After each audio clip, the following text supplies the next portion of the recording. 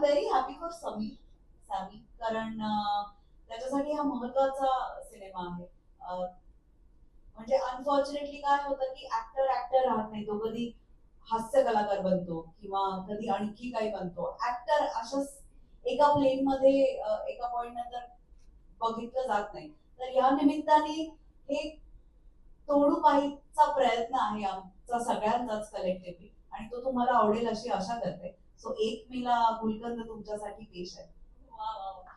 आणि एक थोडक्यात आम्हाला ऐकायला आवडेल की सचिन गोस्वामी यांच्या दिग्दर्शनाचा काय अनुभव होता? Sachin sir is the coolest person I have ever met. म्हणजे द कूलेस्ट. म्हणजे अशी काही लोक असतात ना की ज्यांच्यासमोर कुठलीही शंका मांडायला संकोच वाटत नाही, आयुष्यातलं काही शेअर करायला संकोच वाटत नाही, तसे आहेत सचिन सर. त्यामुळे ती एनर्जी खूप संसर्गजन्य आहे आणि आम्ही ती रोज अनुभवतो. आणि संपूर्ण व्हिडिओ पाहण्यासाठी ओनली मानिनी चॅनलला जरूर भेट द्या.